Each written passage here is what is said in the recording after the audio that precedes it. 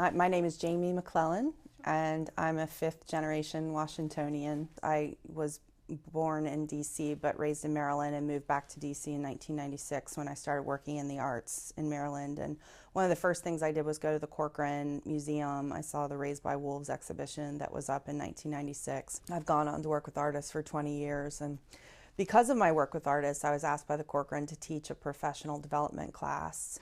In 2012, I learned that I walked into a staff meeting and discovered that things were really bad. It wasn't a staff meeting, it was a faculty meeting, and I discovered that the board was considering either selling the building, closing the institution, or moving, or a form of all of the above, and I just couldn't believe it that it had come to that. Save the Corcoran was born because I knew that they weren't telling the truth about what was happening. The past 5 years of the Corcoran, just the tales of mismanagement that were epic. Hiring leaders who had no experience in higher education, or running a museum, running the place, not fundraising, spending millions of dollars on consultants to figure out what to do rather than talk to their staff or faculty about how they envisioned a future for the institution. And we fought them in court. And when I say we, it was students and faculty and staff who were the plaintiffs, or the interveners we were called. I don't think we were plaintiffs. But we proved that the Corcoran could be saved. At the end of the day, the judge voted to dissolve the historic deed that established the Corcoran in 1869.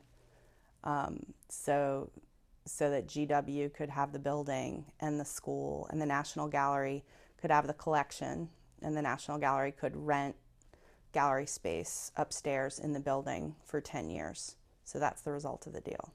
So the Corcoran was established by William Wilson Corcoran, who was at the time the richest man in Washington. He was the most wealthy man in Washington. He established the Corcoran and Riggs Bank. He traveled the world collecting art, and he wanted to have an institution or a building to house his art collection because his house wasn't big enough. So Renwick built this Second Empire building that now is part of the Smithsonian Institution.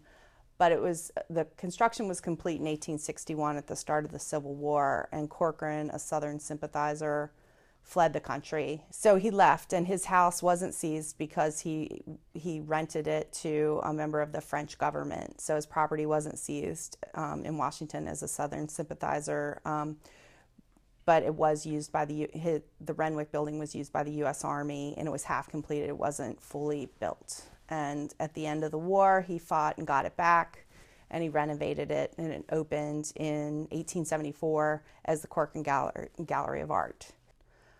So one of the reasons that I personally fought so hard was because museums are places, not only are they literally the keepers of the culture, in that they keep artifacts and artwork that tell a history of its people through time, but the Corcoran had everything that an art scene kind of needs. An art scene needs a place to exhibit work. It needs curators and scholars, students making work, faculty teaching artists, connections to the community, and a rich history, central location. The Corcoran had all of that.